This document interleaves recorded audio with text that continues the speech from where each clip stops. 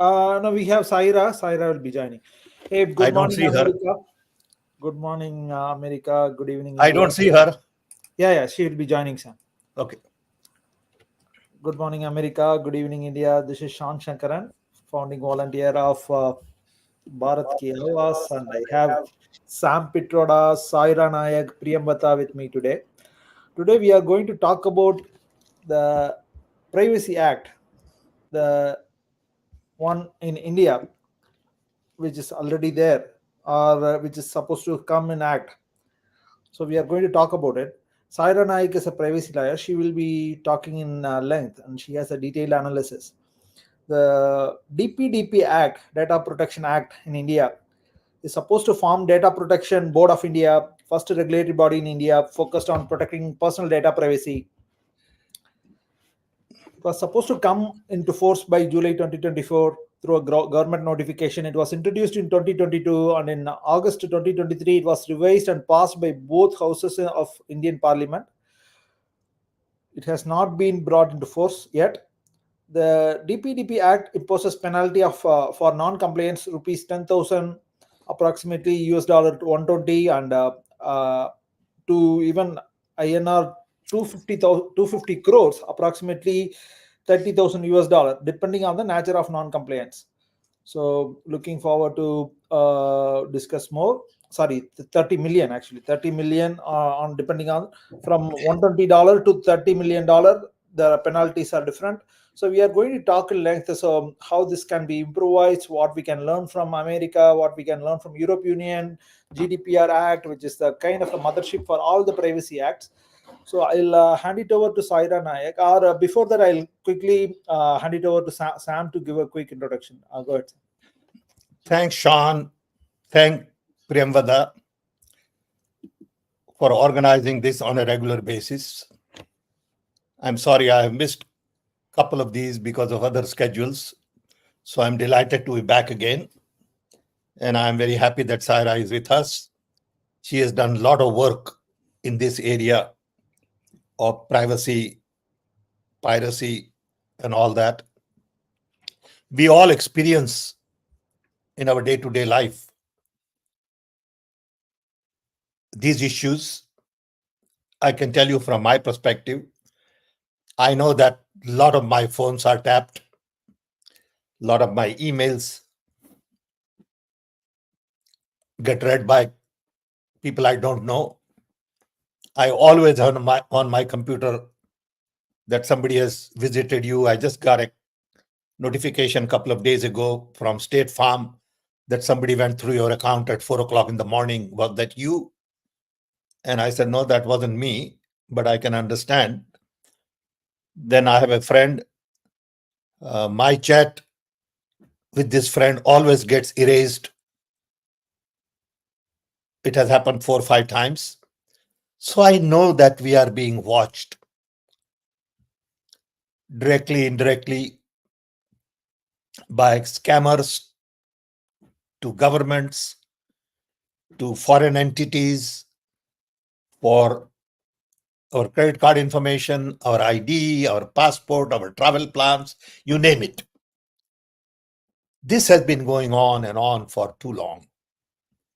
And I don't think we have found an easy way to manage this. Of course, there are laws, and of course, there are government warnings and all kinds of other utilities to help us. But for me, this remains a major, major concern. We are watched for a variety of reasons. Some for political activities, some for financial activities, some for marketing, some for health data, some for, a lot of other information. So we have to accept the fact today that in this day and age, it is hard to provide the kind of security we need and kind of safety we need. We can still look for the best way to do it. And that's what Sarah has been looking at. And I'm delighted that she is here with us to give us a broader view, and then we can talk about more details. This is one topic that can take several sessions and still not get justice. So with that, let's begin conversation with Saira. We'll have more questions, and I'm sure we will explore some better understanding of it. Thank you. Thank you, Sam. Good m- Over to you, Saira. You want to give a quick introduction? I'll show the slide. Sure. Good morning, everyone. Thank you, Sam, Mr. Petroda. I really have appreciated your guidance and your recognition of this being an important issue. It's an important issue for the individual, for economic reasons, but really, I think democracy in India is hinging on it. Right. Absolutely, we can go through the slides. Thank you, Sean, for all the coordination. Sean has shared this deck as well as an op-ed that I've authored on this issue that I'd like to get published in both India and internationally, because this is an issue that actually has a lot of stakeholders in India and outside of India. So the law is the Data Protection, Data Privacy Act, DPDP. And I want to start with the premise that every Indian citizen possesses and shares valuable personal data. And this includes the data we're familiar with, identification, financial, tax information, but now it includes biometric information, other information that really uniquely identifies a person. It also includes your location, your social media posts. I don't know how many of you know that Twitter has made a business model out of licensing its tweets. And these tweets are followed by governments who track protesters, perform the kind of surveillance that Mr. Petroda was just talking about. So all of this is in this big cloud of individual personal information. And the question is, how many Indian citizens know that they have a right to this information? And this is point two. Every Indian has a constitutional right to privacy. It is fundamental. It is part of the right to life and personal liberty. I just want to stress this because this is something that here in the US we do not have.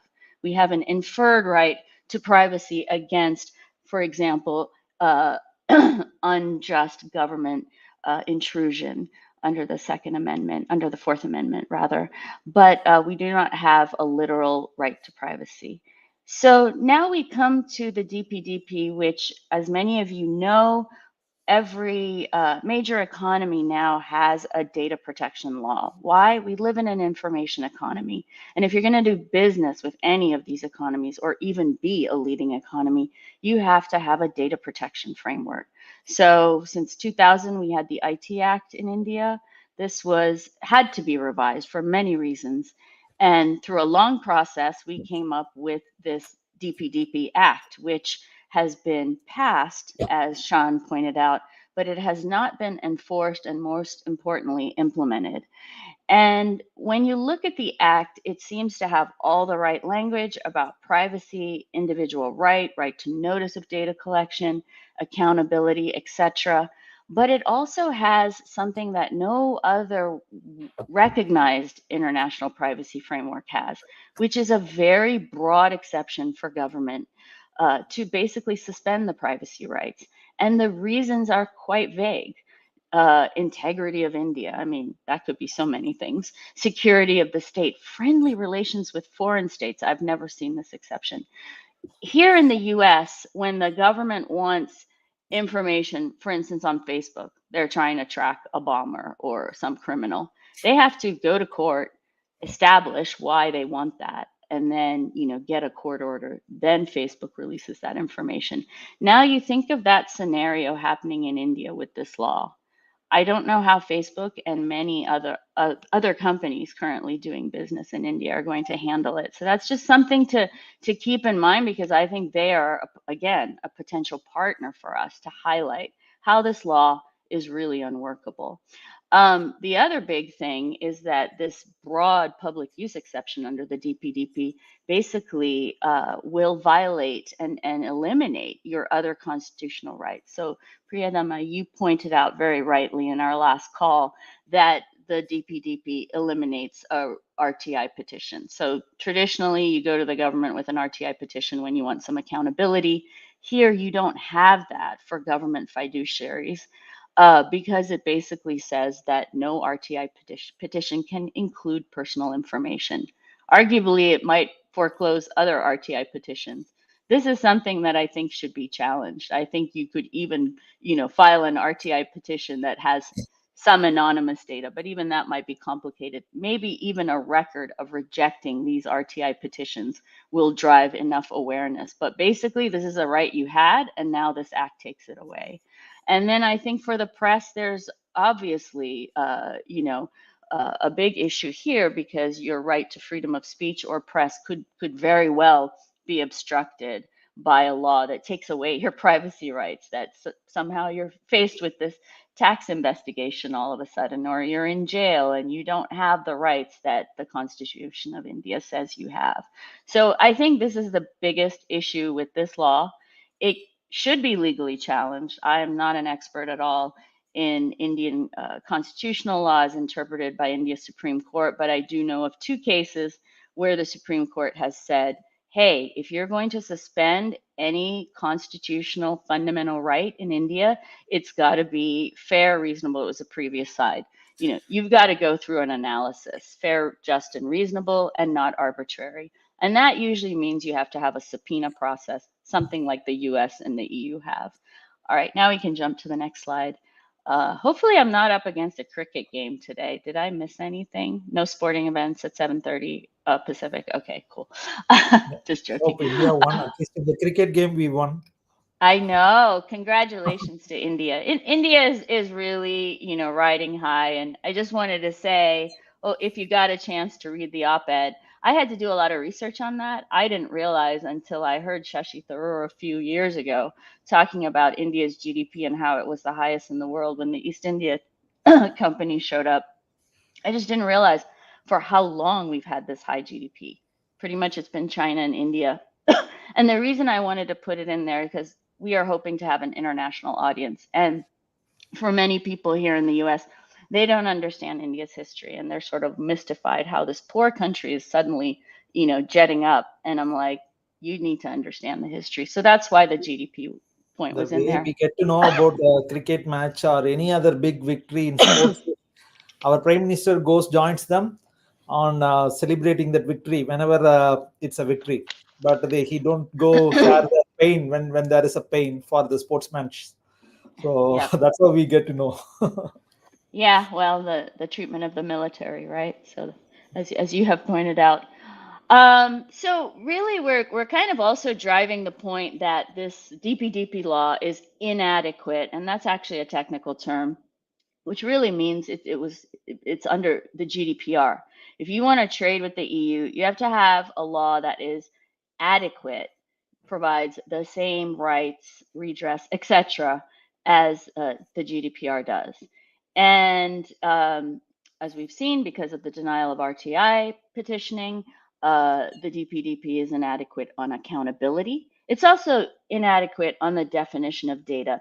And here's where, the sinister surveillance side of me is just like, why would you do this? This law, contrary to every other law, says that anonymous data is not personal data. We know this is not true. There's I think 2017 Netflix study using age, zip code, and gender. They were able to identify over 80% of the participants. I mean, you can put together anonymous data elements and identify a person.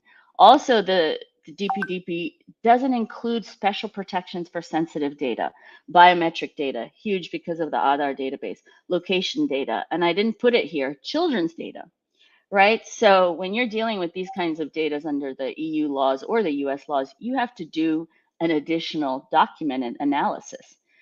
You certainly can't use data to market to children under 13 years old. You have to have very high security protections for biometric and location data. None of that is in the DPDP. Sean mentioned the enforcement board. So how does this law get enforced? How does the DPDP find out that, there are violations? Well, there's an appointed board. I believe the term is 1 or 2 years, and they're the ones who are supposed to drive this ship. For perspective, here in the US, FTC regulators are appointed for a term of 6 years. it's really important to have an independent regulator. So I think there's an opportunity to show how the law is inadequate, not just how it deprives Indians of fundamental rights and gives the government an exception you can drive a truck through, but also because it's inadequate vis-a-vis European laws. So I think the next slides are about solutions. And I think we just really, and I'd love to brainstorm here. Maybe we can figure out, 3 or 4 different groups depending on the stakeholders, business, government, civil society, consumers. But I would love to see a very well executed marketing campaign about data. I would love to see, Mr. Gandhi out there sort of emphasizing this in his speeches more. What personal data is, its value to the individual and in aggregate, even the value of the Aadhaar system, the fact that the Indian government holds more data than any other democracy on its citizens, how the DPDP is denying individuals their rights. I think that, it's no accident that you have so many incidents in India, which are viewed here in the West as very sketchy. The assassination of the Sikh leader in Canada, how data is being used to spy on opposition candidates, raid businesses that are perceived as unfriendly. I mean, data is at the core of all of this. For instance, we don't file into a tax cloud here in the US. We just file. The IRS hopes to get it. So in any event, yeah, I think there's a huge opportunity to legally challenge the DPDP under India's existing law. And here is where we work with lawmakers, civil society, others to basically say, hey, we need this law. We need it to trade. We don't want to scrap it, but we need to amend it. And first of all, we need to give due process if we're going to revoke anyone's privacy rights. It has to be for a real reason, as a court decides. We need to actually give real citizen redress for use of personal data, especially against a citizen. A citizen should know, how has the government used the data against me? Has the tax ministry used it against me? They should know that. Revising the DPDP to make sure that anonymous data is recognized as personal data, sensitive data is treated as such, etc. And also enforcement. So these are the big 4. I won't say in decreasing importance, but these are the opportunities for reform. And I think the last slide is just the same slide we circulated last week. Key messages.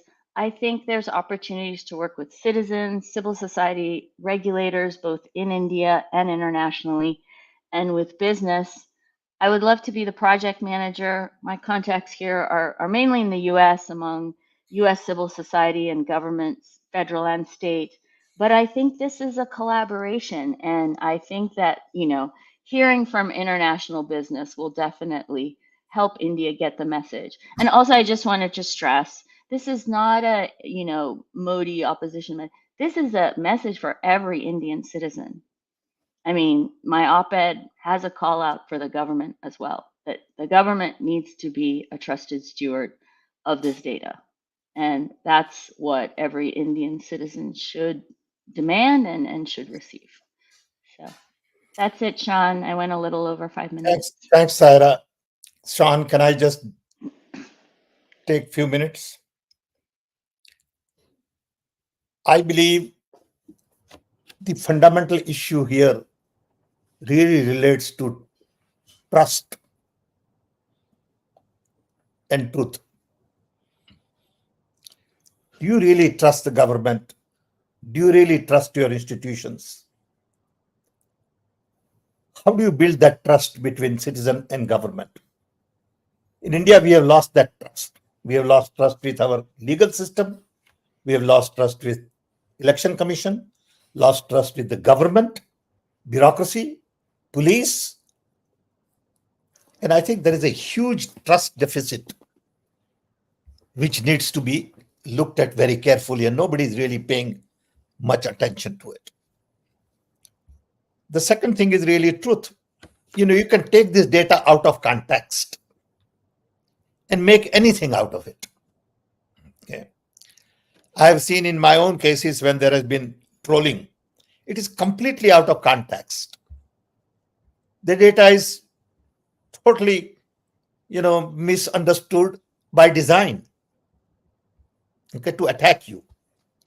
So if you take my data, for example, my conversation with a friend, or my conversation or my information on financial data, you can make anything out of it.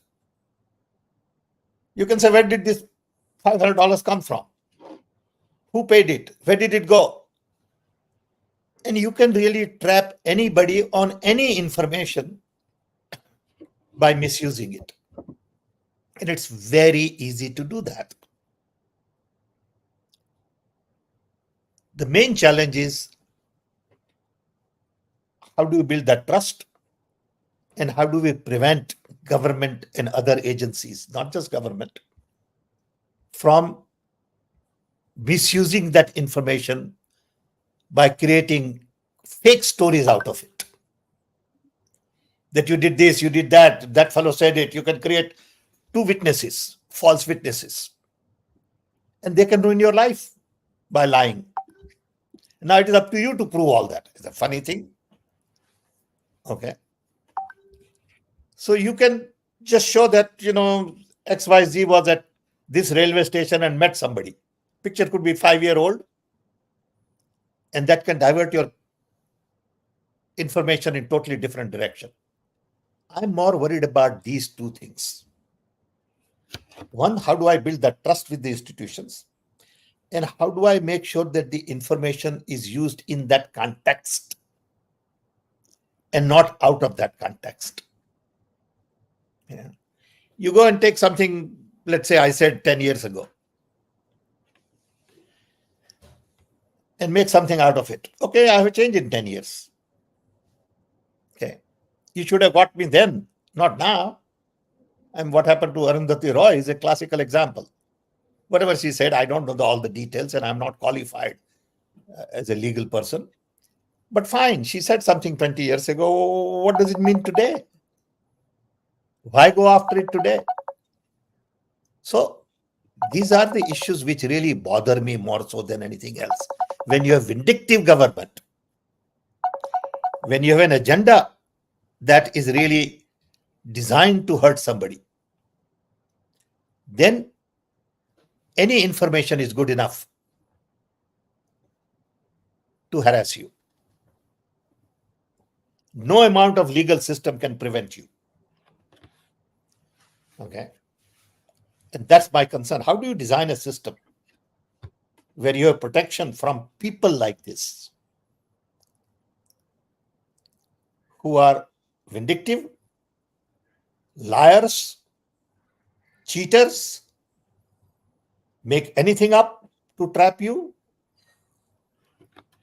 And as a result, in a system like this, a good guy looks like a bad guy, and a bad guy looks like a good guy. That's the problem world over. Okay.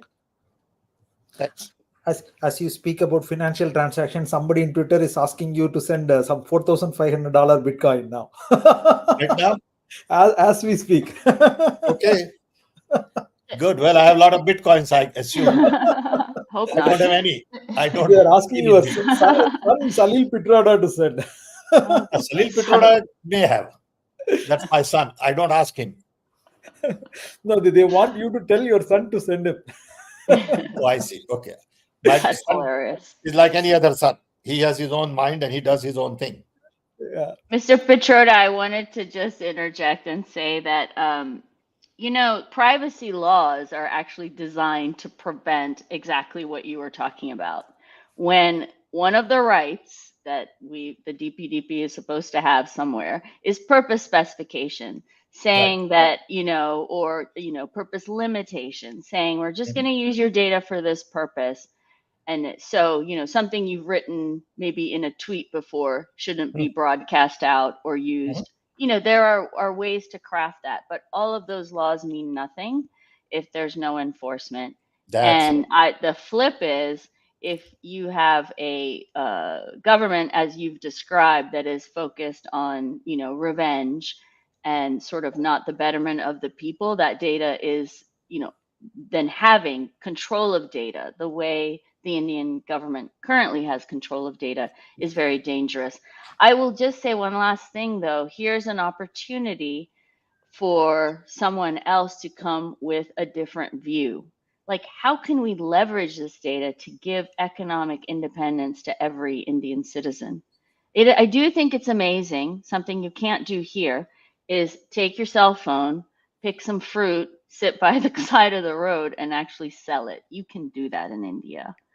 Like, we need to sort of drive that kind of idea, because managing that, Indians are incredibly educated when it comes to dealing with data. They're dealing with it every day. They are not uneducated by any stretch of the imagination. And connecting that to economic opportunity, I think, is a winning message for Mr. Gandhi, for whomever, because it's the only message that will keep India strong and keep it democratic, in my view. There are a few questions from the tribe.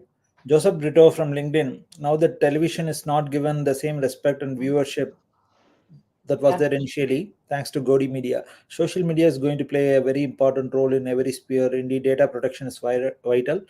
And he's talking about social media Yeah. platforms like Facebook, Instagram, Snapchat, of late LinkedIn. So So, these are potential allies, right? Because yeah, these guys are yeah. going to have to comply with this law, give up data when the government comes looking. So these are, this is where I think, do we have members of the diaspora working at these companies? Who have technical talent, can sort of help us provide scenarios, easy scenarios for everyone to understand what we're talking about. I'm talking at a very high level, but we can sort of, make it more alive. I won't say I think Saira, Mr. Brito is right Yeah. about what he says, and we all agree with him. Um, Yeah. Saira, I have a question for you.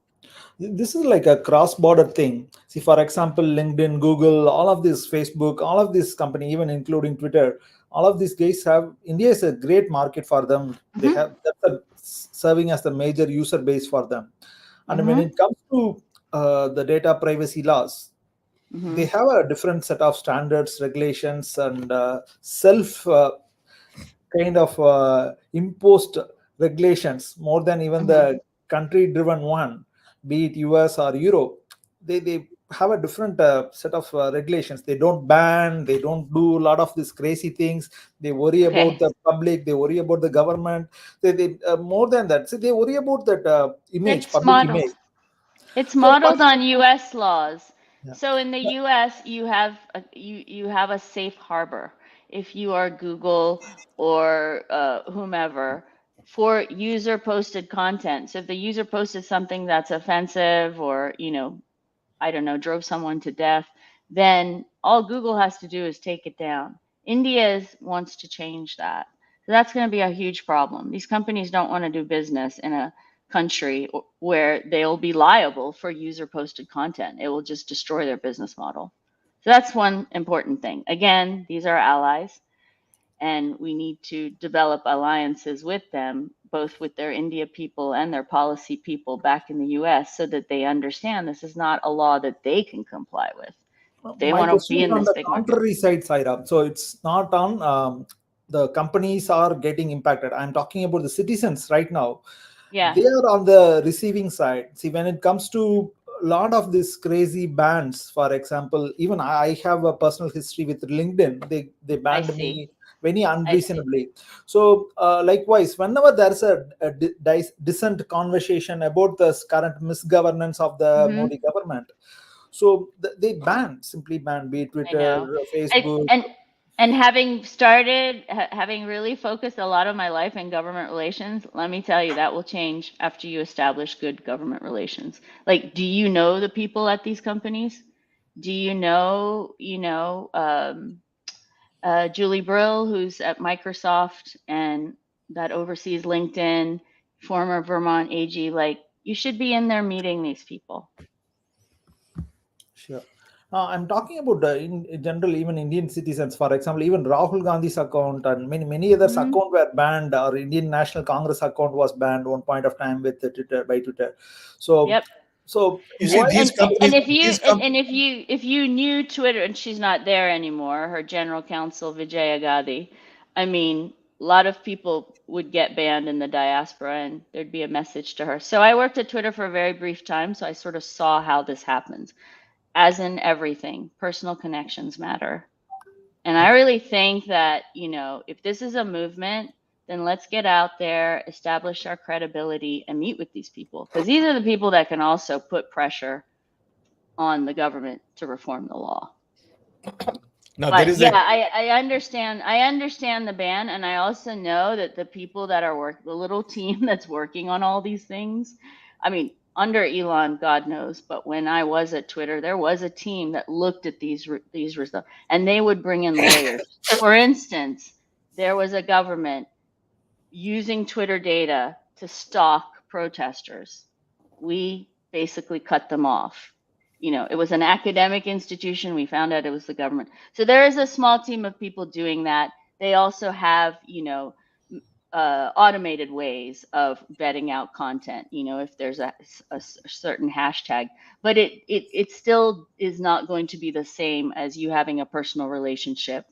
And because I know that basically Mr. Gandhi and several of the opposition leaders have not gotten fair treatment Sure. for both content and also in terms of takedown. But I think, you have to get in there and sort of establish that relationship.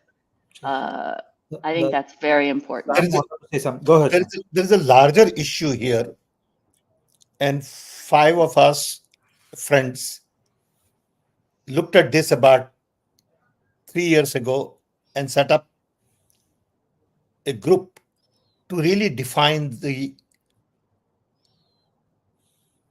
human rights in digital world. See, the UN human rights are written for physical world. Mhm. There are no human rights written for digital citizen. I would say that the GDPR and the privacy laws are No, because no. It they is at the UN level you need to define as a yeah. digital citizen my role, responsibility, and obligations. I'll give you one example. If I live in Chicago, Indian citizen, work in Europe, get paid in Brazil, and buy stuff from China. What is my residency? See, today's human rights are written for a resident. So there is a lot of room here to really define human rights of a digital citizen. How you are supposed to behave, Mhm.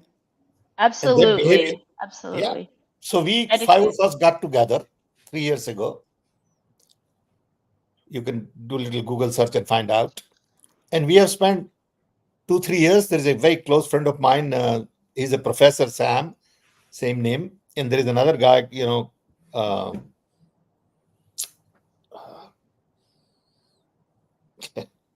I'm getting old like Biden.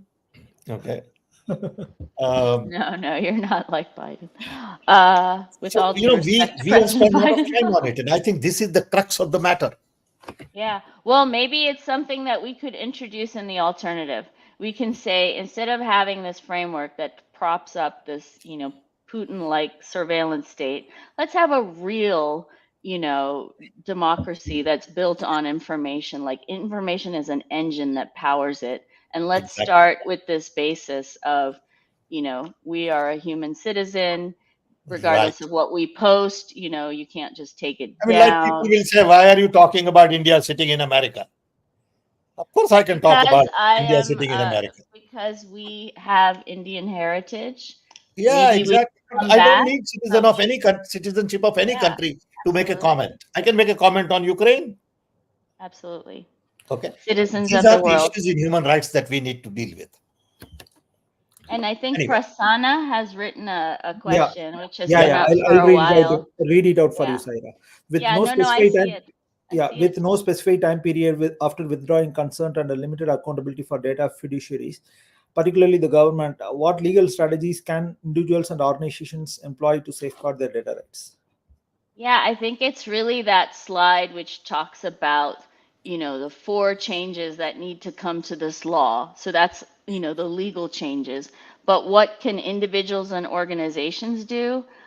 Organize. I mean, that's what they do here in the US. You do have Center for American Progress. You have so many policy think tanks, and they are the ones who actually go to the legislatures on behalf of the consumers, whether it's consumers union, there's so many groups. I don't, I know there is civil society in India, but we have to work, through them to highlight the deficiencies of the law and instead say, hey, why doesn't India be a leader? And here's an alternate framework. Let's treat people like, a digital citizen, because that's what we all are. All of that, I think, is advocacy, messaging, especially if you don't feel the legal system is going to sort of reform the law. See, there's a couple of international organizations that have analyzed the DPDP, and they feel strongly that the public use exception should be revised and the law should be reformed. So again, opportunity to partner with them, but they've done some illegal analysis and they say, well, the law is already on the books. You can't revoke people's rights unless it's fair, just, and reasonable. So that's the legal challenge. Yeah, there is a question from on the judiciary aspect. So Arvind Chaudhary from Twitter is asking, while making good laws that are centered around empowering common citizens is always good, there as a very big and chronic disease with the Indian judicial system. There are no guarantees that can compel judges to make judgments and orders that are based on law and rules. How do we handle these illegal orders? So public representations don't take it seriously, as one citizen is only one vote. So what are your thoughts actually? So maybe we cannot comment. It's like, yeah, we know that there are some improvements needed in the judiciary system with respect to understanding of privacy, but is there any solutions per se on Saira on with respect to judiciary? Engagement? I don't know. I mean, I think, we're talking about another pillar of the government which may, be deficient. So probably outside of my scope for this call, but Yes. generally I would say, one vote absolutely doesn't mean anything. But again, that's where organizing and mobilizing many votes will make an impact. I'm not as familiar with that sort of area in India, so I don't want to overspeak. Since we spoke about Putin, Nagender Madavaram is asking how Modi is How better Modi than is better than Putin? why we refer Putin as a I synonym of wasn't dictator, but I not Modi. wasn't really referring to Putin as a way to compare Modi. I was just referring it to him as the leader, the dictator of a state that engages in widespread surveillance of its citizens and restrictions of their activities. So I think that if you have a regime with as much data control as the current government does and a history of sort of using that data against their citizens, it's likely that India might turn into Russia, the Russia that Putin currently leads. Yeah. That was my comment. So, in fact, India is no different, Saira. So, when Rahul came, we were speaking about Pegasus. So, I think, Yes. I think after the recent government formation, there were comments from the Andhra Pradesh state government. Lokesh has commented very specifically about the procurement of Pegasus by the previous state government. So now it's official that Pegasus was procured by many parts of federal as well as the state governments. States. There is no zero regulations. And So are the states an ally here? Especially the states in the South. They have to be. Yeah. Because let me say that I only learned about this issue because I went to boarding school in South India, and one of my classmates is now a AI scientist in Chennai, and she told me about the law, and I looked at it, and then I contacted Mr. Petroda. And my understanding is there's a lot of concern because we have a lot of smart people down there working on things all over the world. And they've also analyzed the law and they're like, how can we comply with it? So we're talking about big Indian companies headquartered in South India who are really concerned about how they're going to comply with this law. So here again, an opportunity. And I really do feel like the state governments have a lot riding on it. Tamil Nadu, Andhra Pradesh, Karnataka, Kerala, they have to be in our backseat or they have to be in the Mhm. front seat of this. Another question Good. from Prasanna.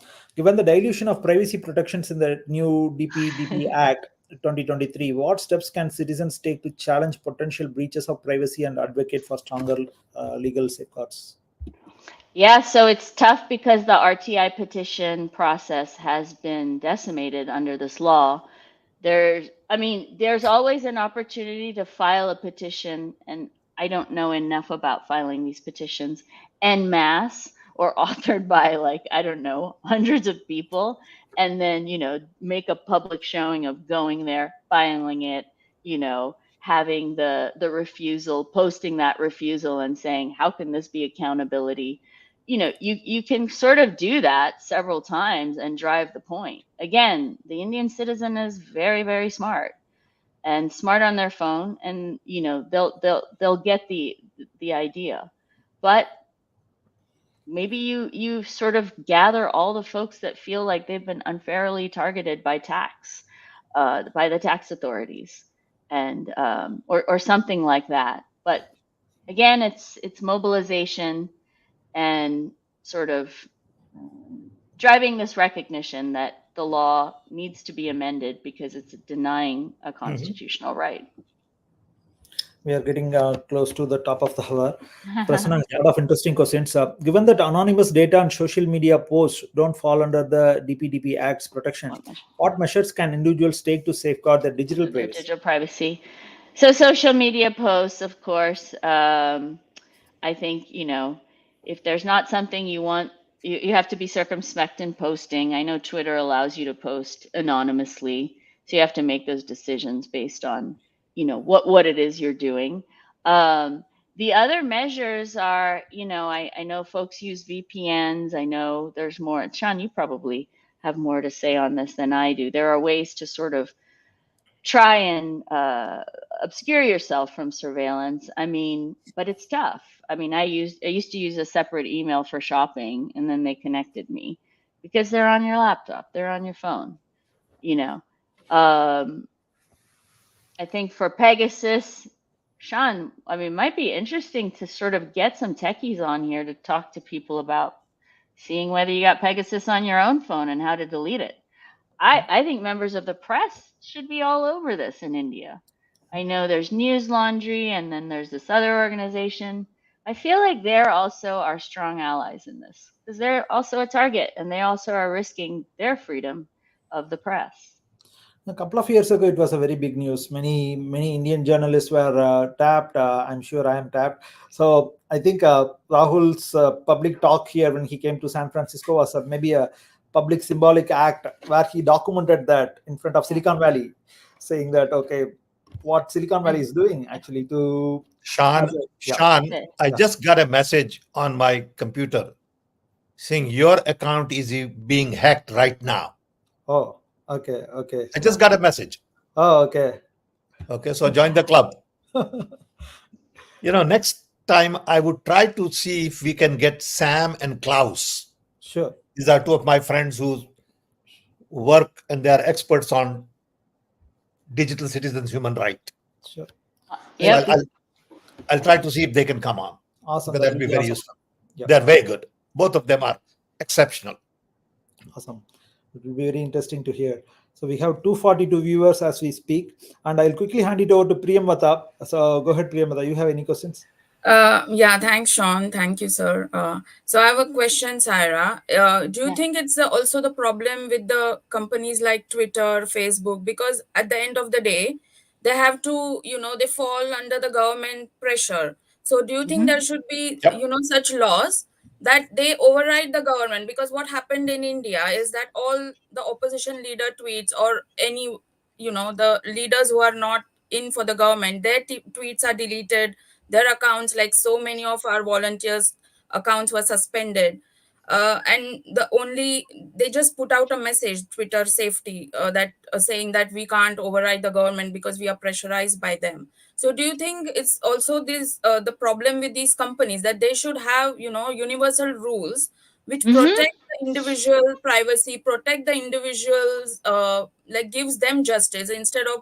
So what's the use of this all social media platforms if people, who are against the government, their rights are succumbed, or they are not getting justice, you know what I mean? So Yeah, I think, they are a problem. yeah, They're absolutely a problem. You're right, so we Priyamada. should have something on this line, that it should be Mm-hmm. universal, and it Mm-hmm. shouldn't be under any government's pressure, especially if we have a government like this in India.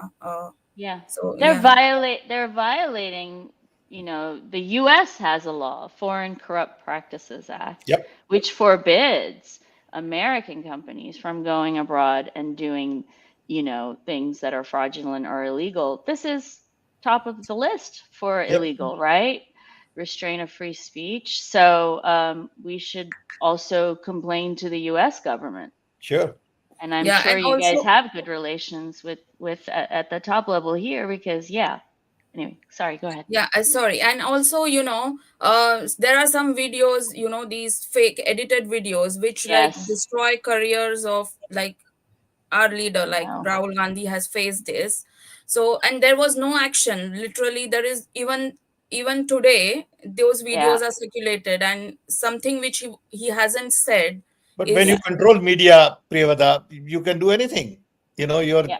But um, here also there's an ally because when I look at India, I look at India's industries, technology, of course, textiles, all that. Bollywood, Tollywood. I yeah, mean, all of these actors and actresses are losing, you know, their losing control over their image, which is their, that's their livelihood. There too, there must be a natural alliance. There must be a call for laws in India that protect data. I mean, we should drive this forward in terms of just the respect for women, the sanctity of women. Um, Obviously, please, let's pair it with some education so that we don't see what we're seeing with the youth here in the US, right?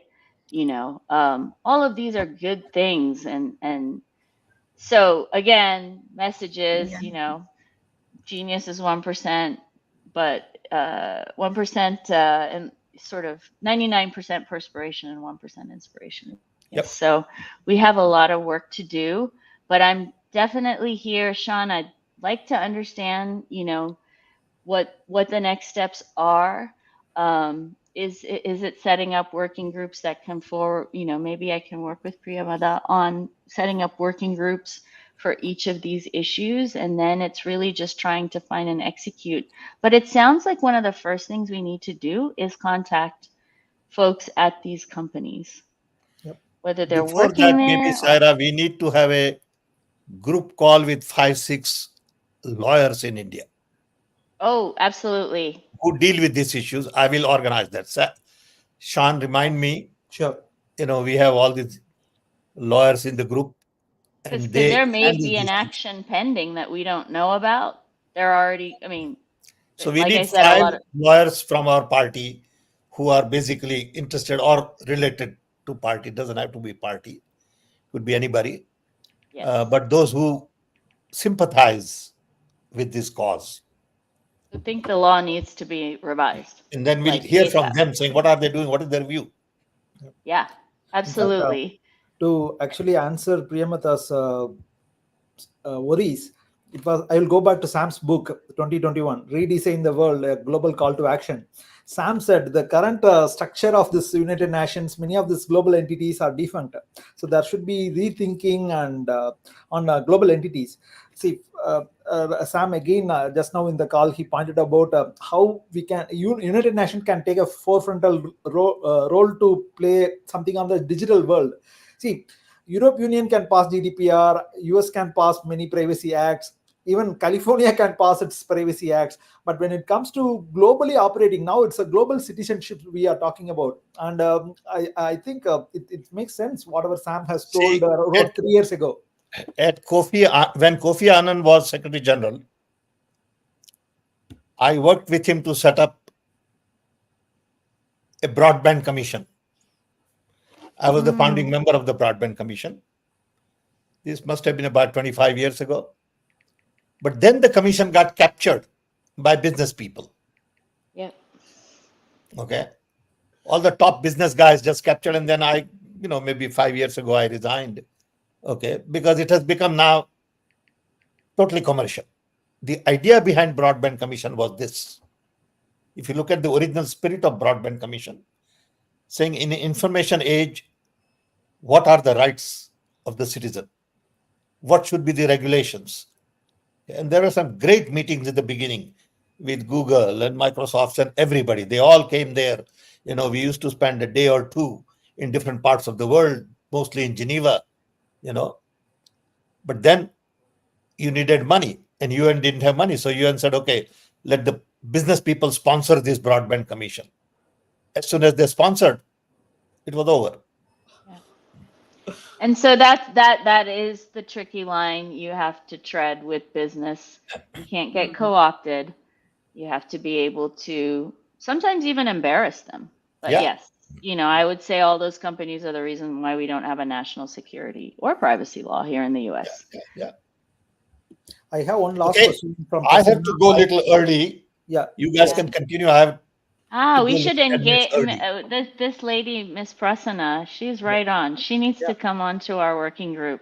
Yeah. She's absolutely right. Find out what does she do. Prasanna, what do you do? No, Prasanna is in IOC Germany, Sam. She's part of Yeah, I know her. I know her. I'm sorry. Nice to meet you. Yes, you're absolutely right. Living in Germany, and you know all about the right to be forgotten. I'll read the question for the Twitter space benefit. Absolutely. So how does the absence of the right to be forgotten and the right to portability in the DPDP Act affect individuals' control over their personal data compared to international standards like GDPR? Okay, so it's a great point, especially because Mr. Pichardo just talked about a post that he made several years ago. In Europe, you do have a right to be forgotten, meaning data you sort of generated in the past can be forgotten. You also have a right to take your data from one sort of company, Facebook, to, I don't know, Facebook competitor doesn't exist. These two rights are absent under the GDPR. Just like the definition of data, they are some more of the deficiencies. And these are very, very personal with European regulators. I have spoken to many of them. The right to be forgotten really stems out of all the atrocities that came out of World War II. Yep. So if you think about Germany and those regulators, these are good folks to go to say, hey, are you doing business with India? Because look at this law. Come help us reform it. So that we can get this trade set up, because without it, again, Europe cannot trade with India if they do not have an adequate privacy law. Sounds good. Even Prasanna sign off, Chief, if you don't mind. You guys can continue in the past. So I think we'll bring her in the subsequent future calls. Sam, do you want to continue? Are there any specific thinking you have got for the future next week's discussion? We'll continue on this next week. I'll get Sam and Klaus to come in, if possible. Sounds good. Okay. And in between, we'll talk and see what we can do. Sure. Okay. Sounds good. Have a great week. Thanks, everyone. Bye. Thank you, Sean, for organizing. We have 266 viewers, which is very, very good. Thank you. Thanks, Is it good? Topic like this. Yeah. All right. Thanks so much. Have a great Thank weekend. You, Saira. Thank you, Priya. Bye. Bye. Bye. Bye.